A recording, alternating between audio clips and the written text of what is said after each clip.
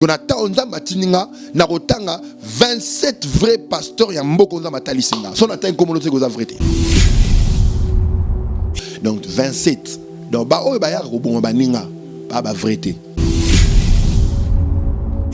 Parce que la sémence du vrai ne peut pas tuer l'autre.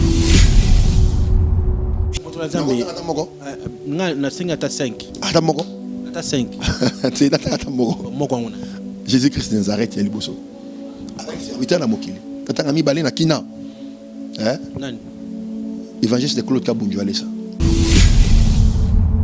Tata mi balé. Tata mi balé. L'évêque, l'apôtre Mutombo Kalombo. Ah oui oui.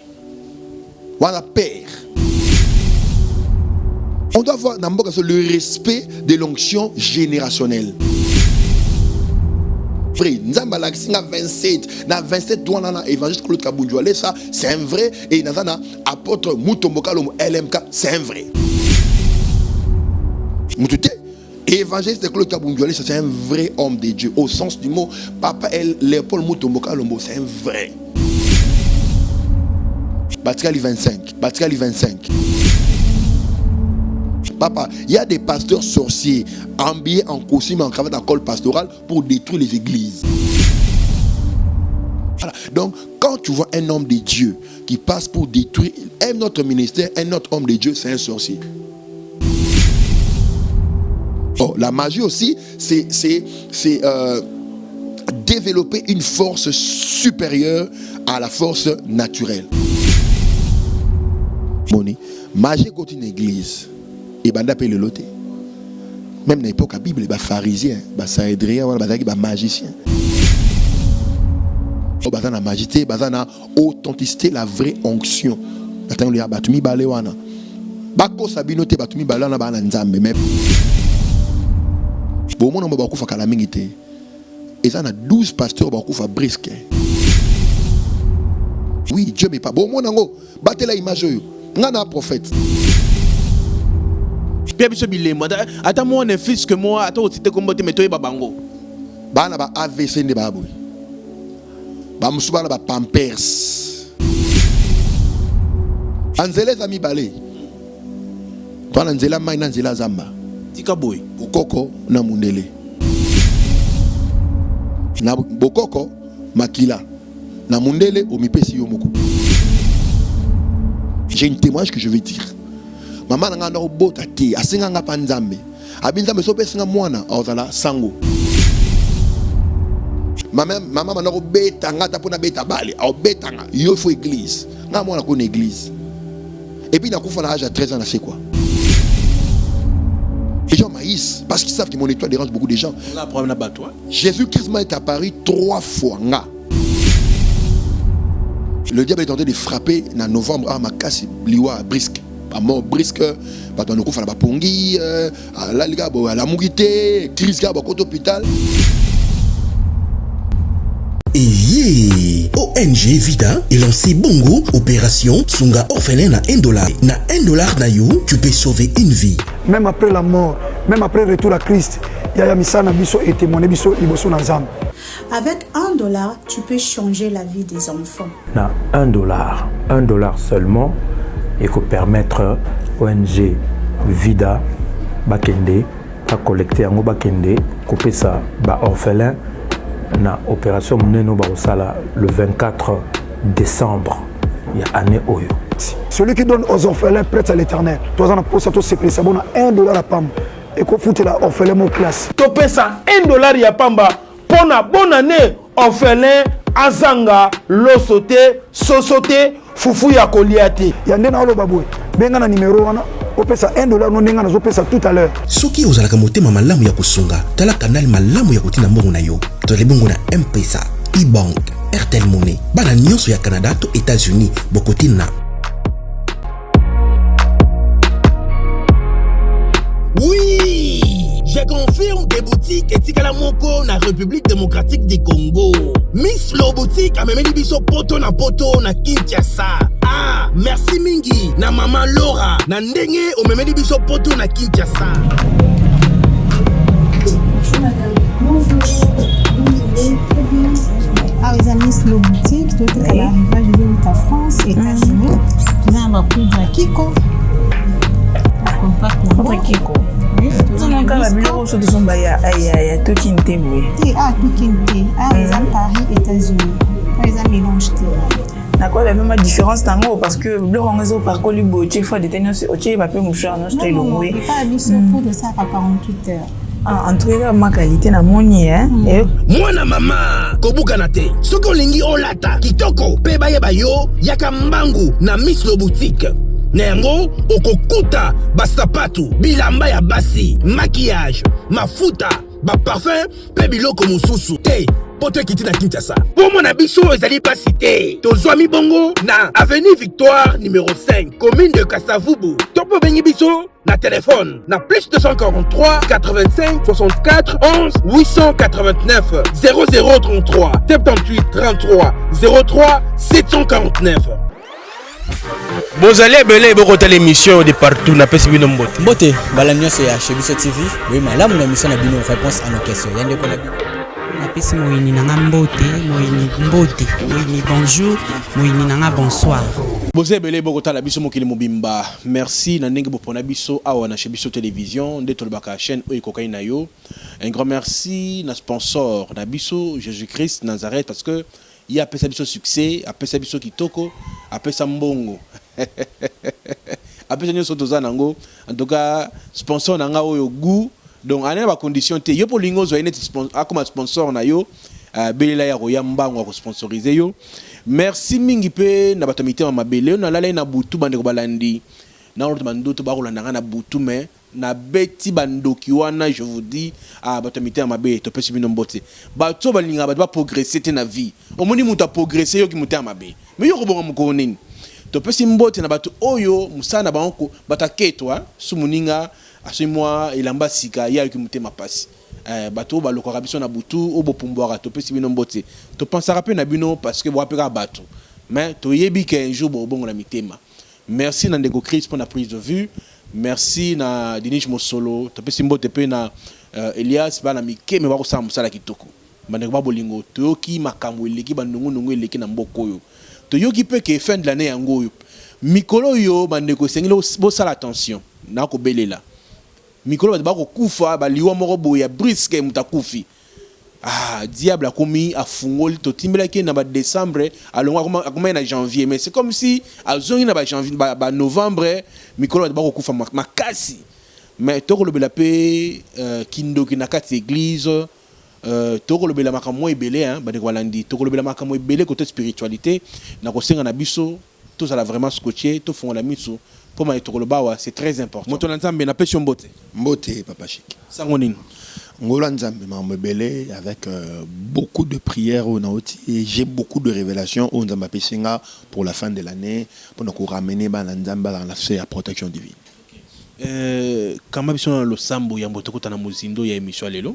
Molimo santu kamba biso mi monisa pesa révélation inspiré encore toucher mitima ba ba Olanda biso na komba Yesu Kristo. Amen. Amen. Lelo tubeta c'était mingi côté maïbe église. To boité c'est to sambela mais diable pas côté distraction mingi na kati église, na kati ba bino ba pasteur ba kamina biso oyo bino ba okambaka ba peuple de Dieu, beaucoup de moi distraction moi moké. Na école ba boye. Okomona lelo pasteur nde akomana bandimi mais to ke kuna na moi mingi te. To monde ba pasteur mingi ba komi ko simba kisi. Est-ce que ça la différence il y a qui si oindimaka mais na quatre église mon pasteur go be la pe moto na nzambe et ça la marandeni en tant que moto na nzambe aux œil spirituel bato ba ko na biso lo lengeni ba ko sala to pe ko yeba ke pasteur oya mutabisa la mabe. En fait d'abord il faut qu'on yeba tous en a deux sources, tous en la source surnaturelle, la source naturelle. Et l'onction dépend de sa source. Nous avons la source naturelle et surnaturelle. Donc, si on a vu dans la source satanique, onction a écopé ça y est, accepter péché, tout ça, les erreurs. Mais l'onction qui vient de Dieu est en la pureté. Voilà, donc, qualité, critère, il y a un vrai serviteur de Dieu, un faux serviteur de Dieu. C'est d'abord l'effet de se repentir soi-même, marcher dans la pureté et reconnaître ses fautes. Voilà. Moto Nzambe, tout le monde a vidéo qui circulent dans les réseaux sociaux. Tout le monde le nini pasteur moko en place abengi bandimi parce que ye asambela kandingi nini mundima fukami azuma kolonaye ba chema na mutu ba asukoli makolo na ye asukoli longi yango nde azo purifier bandimi. Est-ce que ba bilemba bongo eza bon nzambeto ekoti moi ba grigi na kati? Là c'est l'exagération. Voilà.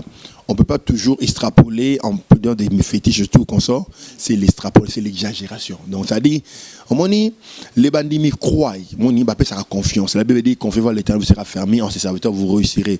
En fait, il y a un problème. Les bandits donne la confiance. Et Moussa Lanza maintenant qu'on manipule, c'est exagération. C'est même pas du fétiche. Quand j'ai regardé la vidéo, c'est de l'exagération, c'est de la manipulation et tout qu'on sort.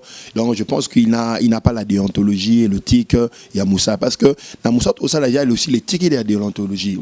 Voilà donc on est à exagération, même pas spirituel, les exagérations. Moi Yemoko, il a voulu exagérer dans acte. Donc il y a même pas rien de fétiche là-bas. Comment expliquer que c'est le diable na nzambe quelque part? Comment mélanger et laisser livrer le bleu cola non même la temps où Jésus-Christ il y avait des pharisiens, des sadducéens. Jésus-Christ était là. Donc même à l'époque de Moïse il y avait Pharaon. Voilà donc il y a rien de nouveau sous le soleil. Mais ça que la Bible dit je mettrai de nouveau la différence entre ceux qui me servent et ceux qui ne me servent pas. Donc c'est à Dieu de mettre la différence. Vous voyez la différence c'est Zoya. Dieu m'a parlé et comment on attend est-ce que il y a pasteur non mais ça parce que les gens qui nous ont présenté les faux, ils ne nous ont pas présenté les vrais. C'est un faux. Est-ce que qui est déjà passé à la télévision par une révélation nous présenter des vrais? Non, parce qu'il n'y a que des faux. Donc tout homme de Dieu qui veut se vendre dans les mondes de médias, il doit se présenter comme un vrai, les autres faux. Ce que banani ba il vrai. Ba vrai ba la raté. Vous voyez que c'est du magouille, c'est du mensonge prophétique ecclésiastique. Donc fais ton travail. Parle de toi, vante Jésus, élève Jésus, au lieu de présenter les autres des faux. Tout homme de Dieu qui est passé à la télé, qui a présenté un faux homme de Dieu, qui est vrai alors? C'est lui. Donc, on n'a jamais vu le vrai. Donc, c'est pas vrai bazar. On a 27 vrais pasteurs, il y a beaucoup de matalisinga. Si on atteint comme on a vrai. Combien? 27. 27 vrais. 27. Bon, on a 6 à Pamba. T. Quand si ça pamba au leto na ba 27 naroloba donc on a tangi comme on a 27 vous avez donc liste les amants 27 dans ma personne na vision na mangenge 27 vrais pasteurs prophètes na mboka na biso bazali 27 maintenant loba siko ba oyo ba ko kamba ba faux wana ba ko kamba nimno so na bandima neza nini parce que soki ba ya faux ba ko kamba ba pene betonga ba to ko ke prière so ya bandima neza nini. Ça dépend maintenant de la conviction. Mon numéro là on dit mais la Jésus-Christ, vous voyez. Donc je dis aux fidèles qui sont dans les églises où il y a les faux ou les ce que vous pouvez appeler là. En fait, ils ont dit mais la Jésus-Christ. Ta foi est en Jésus-Christ. Ba effet naïe papa. Ils ont pas pasteur rebelle to yeba ba vrai mais ba faux. Je m'en dis pas moi la maté. Papa molama. Donc ça dépend de la croyance en mutu. On dit mais la Jésus-Christ de Nazareth, on dit mais là Satan. Mais balobi moto na nzambe nzambe so apesi atalaka bo salité ya moto te mais aussi une chose balobi biso na biso ba chrétien to bomanaka parce que au moins là jamais musulman aleka ko ba musulman wana za ya faux malgré baza ba tombe mais qu'est-ce qui fait que biso ba chrétien to mindi maté to na ko funda ba mini ba msusu ke ba faux uti ko yebi so nzamba talisinga 27 vrais prophètes hein tout ministre de l'évangile a prophète c'est important parole donc 27 donc ba o ba ya ko bon ba ninga pas ba vérité. Ata qui soutient le rôle à moupe à vérité. Vous voyez, à vérité. Parce que la sémence du vrai ne peut pas tuer l'autre. Qu'est-ce quelle est la procédure? Quand un frère est dans le mal, benga et pembe, non? Nan déjà benga mouninga. Na pembe, mambo ça les amabe. Mambo ça les amabe. Makiono ça les amabe. Na coulisse. Azate. Mais baya ko dévoiler makiona publiquement. Parce qu'aujourd'hui, nous connaissons les Makiona. On ne connaissait pas avant les Makiona. On croyait à la puissance de Dieu et à la véracité de la puissance de Dieu. Mais pasteur, tout qu'on sort là. Est-ce qu'un pasteur ni a benga dia muninga de falsification? Et ça fait bien Tika 1, Tika 2, Tika 3 et bon publié. C'est faux. moni et ça jalousie na crise il y a qu'on perd des saisons parce que papa chaque fois que chaque homme de Dieu a dans la saison moni Élie avait sa saison, Élisée aussi avait sa saison, Jérémie même la Bible dit dans Ecclésias chapitre 1 verset 4 une génération s'en va une autre vient et la terre subsiste toujours moni c'est la mauvaise foi l'échec ministériel n'est pas vouloir saisir sa saison ne ko sala ke mutuana aya ko boma ya baninga mais baza 27 vrai na otanga bango na singa ta 5 ata moko ata 5 c'est ata moko moko ngona Jésus-Christ de Nazareth ya liboso avec serviteur na mokili tata mi balé na kina hein nani évangéliste de Claude Kabunjwale ça na pesika mbote sikazwami tata mi balé l'évêque l'apôtre Mutombo Kalombo ah oui voilà père bah tout les cas parler du n'importe quoi ils ont raté la saison parce que on doit avoir d'abord le respect de l'onction générationnelle.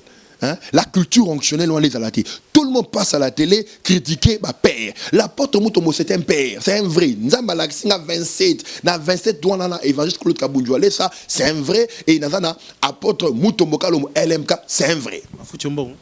Nazana, lélo dans les choses marchent. Nabima na makasi ya Yesu Christ. Pasteur Mota Bimisanga, Yesu na Bimisanga na mboka. Na Kinshasa, na Congo démocratique. Personne te mutasimanga na borote nzambe nda bimisanga donc je ne peux pas parler des choses par sentiment na tchelanga carburant na tan kombo mais na reconnaître moi papa nzamba tali singa bon sonda batali singa bon na kosa na bomba na banga nani na tchelanga mundu masasi mutute évangéliste de Claude Kabunjwale c'est un vrai homme de Dieu au sens du mot papa Léopold Mutombo Kalombo c'est un vrai Batikali 25 voilà tia parenthèse na makambango toujours na moke na contexte spiritualité nena yeba pona yo le lengi no ko définir kindoki voilà bon la sorcellerie c'est l'arme principale de la destruction de Satan la sorcellerie c'est l'arme principale de la destruction de Satan sorcellerie l'arme principale de la destruction de Satan kindoki ils allaient instrument à destruction à Satan voilà et quand même l'église vous remarquez actuellement les églises sèches. Pourquoi? Le diable a utilisé ses agents comme prétend pasteur, l'église. Imaginez-vous l'église où il se fait les coulous. L'église de Jésus-Christ qui est sa femme. À chaque fois. Non. Donc, on a faux, on a agent à diable, on a sorcier. Papa, il y a des pasteurs sorciers habillés en costume, en cravate, en col pastoral pour détruire les églises. Vous voyez? Une personne qui a pris tout son temps, il y a Nzambe. Et le Nzambe a récompensé qu'à moi, après ces images, à Tomboli pe Moussala. Parce que dans Moussala, tout récompense c'est ça, n'est-ce pas? Abandé Moussala, dans Mouké, dans les néants, on ne le connaissait pas. Qui connaissait David quand il était dans la forêt? Personne. Personne. Mais tant qu'on a bimi à vaincre Goliath, ne bat pas bien. Voilà. Donc, quand tu vois un homme de Dieu qui passe pour détruire un autre ministère, un autre homme de Dieu, c'est un sorcier. Parce que sorcellerie, c'est arme à destruction. Donc, tout le monde a la sorcellerie dans quatre églises. Ça, les sorciers. Les hommes de Dieu sorciers qui détruisent d'autres ministères. Et on a aussi des fidèles sorciers. Bilemozali, colportage, zizani, mauvais foi, mauvais cœur. Critique tala milia ba chrétien mingi comme le lobo lingoya sauté manque amour ils allaient signe à sorcellerie là il y a la sorcellerie ils bolingo ils raté parce que d'abord no ki babé ça amnae balongo la am sentiment d'amour on enlève ça parce que ndoko ko lia maman na on a pawati on a suscité donc la sorcellerie quand quelqu'un reçoit la sorcellerie on détruit l'âme balongo les sentiments d'amour yango on doit combattre les sorciers avec l'amour. Même cure d'âme, pasteur cure d'âme, il faut l'inga, là on dévoilé. Mais on système comme Golo, au cas où on a covo, c'est de n'importe quoi. La sorcellerie, c'est un esprit. On le combat par l'amour. On combat la sorcellerie par l'amour.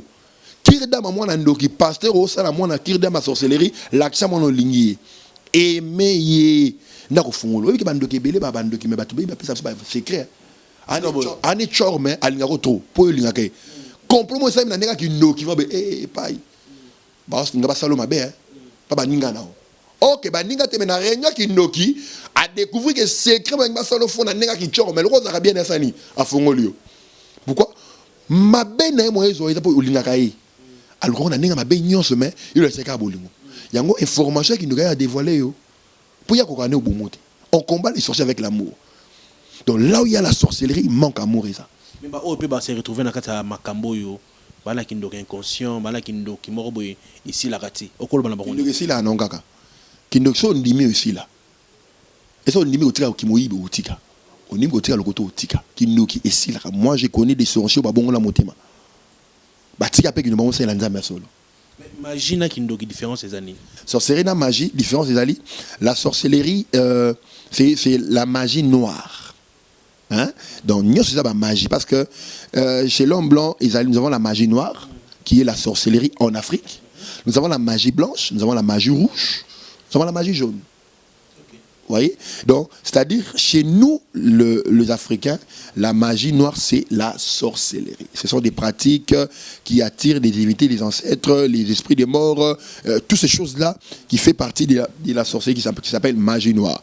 Magie blanche, et Zalinini, selon la magie blanche, on leur dit que la magie blanche, la magie, c'est croire à une puissance supérieure qui peut attirer un bienfait. Qui peut t'attirer un bienfait. Qui peut t'attirer quoi? Un bienfait. C'est ça la magie. Selon Bango. Oh, la magie aussi, c'est développer une force supérieure à la force naturelle. Moni, koluka nguya moko leki et leki naturel, c'est-à-dire au-delà de la nature, ce qu'on appelle le surnaturel. Vous voyez? Voilà, c'est un peu ça.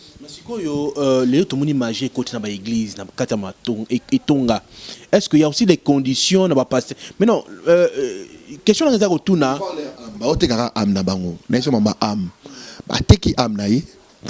Succès. Il court derrière la vanité. Magie côté une église. Et banda paye le loté. Même dans l'époque, la Bible, les pharisiens, les saédriens, les magiciens, les docteurs de la loi, ils étaient dans la magie. Et pendant les lotés, il n'y a rien de nouveau sous le soleil. Ma bête est banti, valeur on est faut qu'on en église. Et on a eu besoin de 27 pasteurs, on a des amis balé 25. Donc bao ba simbi qui cité bao c'est l'ensemble ya solo, bao ba na magité, ba na authenticité, la vraie onction. Attends le batumi balé wana. Bako sabinote batumi balé na ba na nzambe, mais 25 longtemps la émission prochaine. Donc mutasimi maja qui a teki moli moné pas satana. Bon mon ba ko fa kala mingité. Et ça, on a 12 pasteurs qui ont brisque. Bon, ça va crise. Oui, Dieu mais pas. Bon, mon ango, battez la image. On a un prophète. Bon, ça va crise grave. Bah, lui, on brisque dans milieu ou on a autotangelo. Parce que bah, t'es qui va amener pas Satan. À cause de la gloire, il y a mis tout cas de la vanité. Il court derrière la vanité. Comment expliquer Batuming Bassé la Nzambete, Baron Ming Satana? Satan a pu ça Noki, Nzamba a pu ça Nareta? Non, et ça manque à compréhension de l'Obanzambe. Dans la mission passée de ça, on a dit que non. Pasteur, lorsque la parole est bien enseignée à l'église, comment la compréhension. La Bible dit la main de l'Éternel était sur Élie et l'Esprit de Dieu amena Élie en grande vitesse. Donc le Saint-Esprit peut t'amener en grande vitesse. Abimisi peut n'ami sur bateau. Atombolo peut n'ami sur bateau. Et ça manque à compréhension de l'Obanzambe. Bateau belé, bayeko l'Obanzambe bien té. Serviteurs des circonstances. Ce sont les serviteurs des circonstances. On est aussi makisi. On est côté na magie. Serviteurs des circonstances parce que à mon chic mukadi a aussi l'anzambe comme une voiture. Ah, on a fait ça là tout le monde chic mukadi. Now à lui ba procédure. Or la vie est en phase et les hommes sont en taille. Nous sommes amis sapi mes amis là mon côté.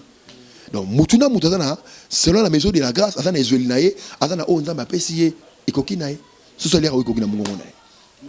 On a autre tour dans la tête qui est dans la salle en mais belé ba ko fa brisque kanga imajo ba ba simba kiss et belé ba ko ba AVC ba ko ba pampers sans feu na million là mais yo même rambo sala kana mona ko clair té au mona mutabiki muta ba spectacle ça na église wana to ka pe ba nungu ke yo poza musika na musika na Yesu Christo oh bon na musika na Jésus Christ de Nazareth. On va combattre nga poani pour ba proposer ba blo na boya netini ba proposer proposanga ba kisi ba otalanga ba yebi ke petro boya bilo na biso ba na wati na Zulu na boya nga na boya bilo na bino so la bina Francis Tatu azan de comme ça nzambe ouais on se connaît voilà na pesi mbote bisika zali Voilà, na yebi, on se connaît. Dans la ville. Il est pas dans la ville. Voilà. Il est dans la ville, il est pas dans la ville. Voilà. Ça dit beaucoup, hein. Dans la ville, il pas dans la ville. On est normalement le man, le roi star, moi, musicien. Comme ça, Jésus-Christ allait chez les pharisiens. On a garde pembeni, ça la. En fait, ils ont succès par musicien, c'est-à-dire c'est l'aura. L'aura que Dieu nous a donné. Ils ont pu, papa. Jésus m'a bêté. Donc, tu peux aussi avoir payé dans la papa Pambolai. Hier, j'étais, je crois, dans la ville, mais non, qui t'a ramené pour faire, parce qu'on connaît que non, chose grave, c'est que j'ai vu au Nigeria, là-bas, anglophone, papa Pambola biso, j'ai béni beaucoup Dieu et Dieu va leur bénir. Pour faire le toliaté, parfois Pambola biso. Mais et là, ça n'a pas ce côté, va passer, va au Koufawana. Ça dit combien manani wana. Puis biso bilema. Attends moi on est fils que moi, attends tu te combattre mais toi babango. Ba na ba AVC ne ba boy. Ba musuba na ba Pampers. Ba Pampers na ba AVC. Ka ba bilo comme ça bon, ngana boya bilo na bango ba bunsanga. Donc rejoindre Sonika Futa mama lobai que non ba passer mingi, ba koti banani Sonika Futa na raison. Ngata na comment monter, je respecte papa général Sonika Futa. On a dit papa Sonika Futa lobai qui en clair. Qui va passer en mingi ba koti bikota kota. Mais ka bikota kota ne ça ba le kosoti. Le koso ngana boya ne bilo na bango, ya na ye na media na boya bilo na bino. Na boyi maram na bino, ngana bananga moko. Yesu na bimisinga.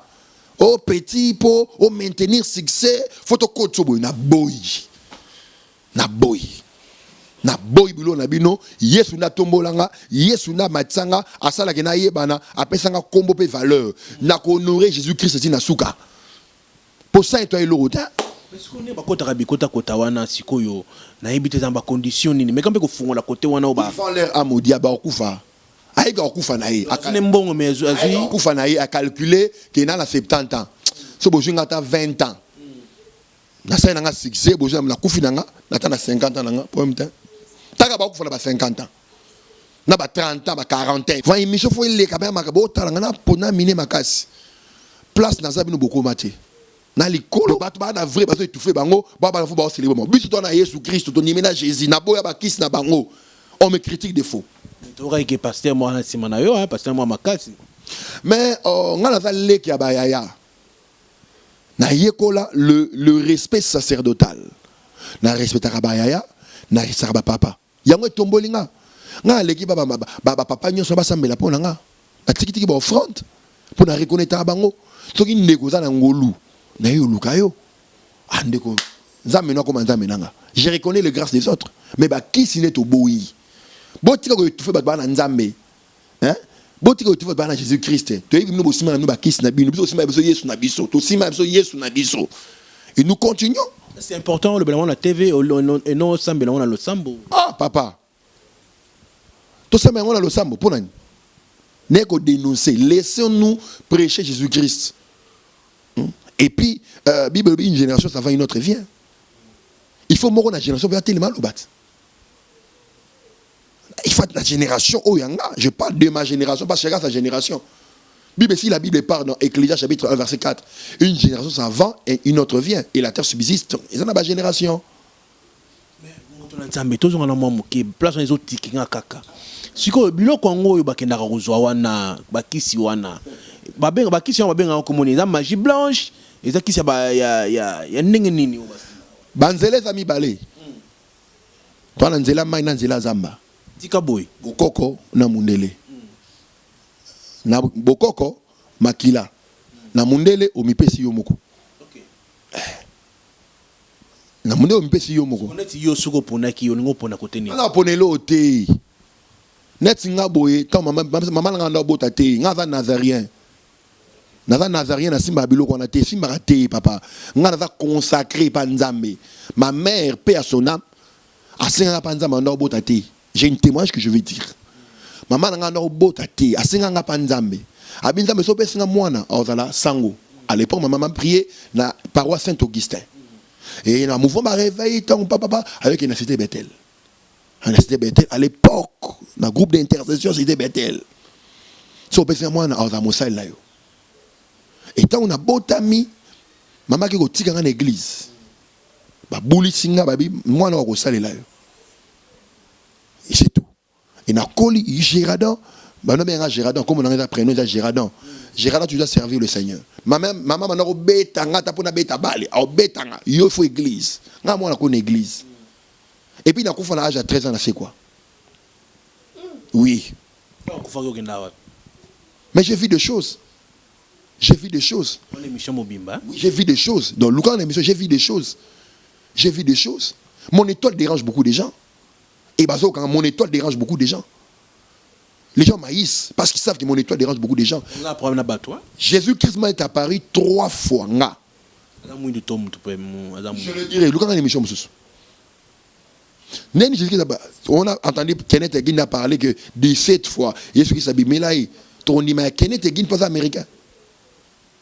Non. Au Congo, ici, il y a aussi des serviteurs de Dieu qui ont vu Christ.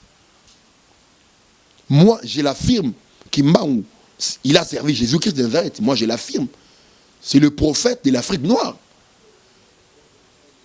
Au même titre que William Maron Branham. Au même titre que Charles Spurgeon. Au même titre que Catherine Kuhlman. Pourquoi célébrer que les Américains, les Français, les Asiatiques, mais les nôtres? Les mal chez nos frères, c'est ça. On célèbre les Nigériens. Mais ici, pour célébrer l'apôtre Mutombo Kalombo, oh non, petit, non. Donc si c'était au Nigeria, on allait célébrer l'apôtre Mutombo Kalombo. C'est ce qu'il est en train de faire. Les gens ne les célèbrent pas. C'est moi qui prends l'audace et dis que l'apôtre Mutombo, c'est un vrai. Mais si c'est un Nigérien qui vient, c'est tout le monde, je crois, Brésil, non? L'apôtre Mutombo est tenté de l'affecter. L'apôtre Mutombo est tenté de l'affecter. À quoi? Pourquoi on ne peut pas aussi parler de ça, des nôtres et Abisso, Bananzambe? Faut célébrer les Nigériens, les Ghanéens. Voilà le complexe de nos frères. Ils sont complexés. Il y a un peu de temps qui ici. On a Ghana. Ça va Ghana. Voilà, ma sécurité, mais c'est bleu. Mot de la fin, tu as un témoignage. Et puis, Jésus-Christ a mis 3 fois dans le banc. Mot de la fin, tu vas retenir. Mot de la fin, que le diable est tenté de frapper en novembre à Makasi, Liwa, Brisque. À mort Brisque, on a fait la Pongi, à la Mugité, crise à l'hôpital. Et tout ça, mais là, numéro là ils ont fait à la télévision beaucoup ben to prier na bino plus 243 999 071 735 plus 243 99 3 fois 071 735 bakoko benga to sambela na bango longo bazo ba message o nzamba bisanga pour na bango. Mais je sais l'unanimité est obligatoire. On n'oblige pas les gens à croire. Parce que même Jésus-Christ va tout animer la réalité. Car la minorité va animer la Jésus-Christ. L'évangile était à mon moment. Les disciples de Jésus-Christ. Donc on n'oblige pas aux gens de croire. Il y a certains qui vont croire et certains qui vont dire si ya et bon yo moko. Té nami blanché de la bigue ba elenga ba biloko na boya. Eh yango na bigue Jésus-Christ wa tkali nzambe. Yango ba combattre nga. Merci beaucoup l'homme de Dieu. Merci. Voilà. Bandiko balandi tokomi na suka émission lelo matoni na oyo bazwa ki libaku ya kotala biso un grand merci na sponsor na biso Jésus-Christ. Merci pe na ndeko Christ pour la prise de vue, merci na Taikolo Mulumba pesi biso sika pour toute cette émission, merci pe na ba oyo bolingaka biso te mbote na bino mbote pe na mamemeli depuis Canada bandiko balandi yo lingo soutenir bana bitike orphelinat vie des aliwana et ko sera $1 na yo pour être bana balia ba mela ba sepela nzamba mona yo na nyonso kosala. Ce qui Jésus-Christ a zongi tokutana pour l'émission Sika. Bye bye. Et ONG Vida est lancé Bongo Opération Sunga Orphelin na $1. Na $1 na yo, tu peux sauver une vie. Même après la mort, même après le retour à Christ, Yaya Misana Biso et témoigné Biso Liboso Nazam. Avec $1, tu peux changer la vie des enfants. Na $1 seulement, et que permettre ONG Vida Bakende à collecter en Bakende, couper ça ba orphelin na opération Mneno Baosala le 24 décembre il y a année Oyo. Celui qui donne aux orphelins prête à l'éternel. Toi on a posé tout c'est ça bon $1 à pam et qu'on fout la orphelin mon classe. Topé ça $1 ya pamba pour na bonne année orphelin azanga losote sosote fufu ya koliate. Yande na lo baboué. Benga na numéro wana opesa $1 no ndenge nazopesa tout à l'heure. Soki ozalaka motema malamu ya kosunga, tala canal malamu ya kotina mbongo na yo. Tozali bongo na M-Pesa, e-Bank, Airtel Money. Bana nyonso ya Canada to États-Unis bokotina. Oui, je confirme des boutiques etikala moko na République démocratique du Congo. Miss Lo boutique a memeli biso poto na Kinshasa. Ah, merci mingi na maman Laura na ndenge o memeli biso poto na Kinshasa.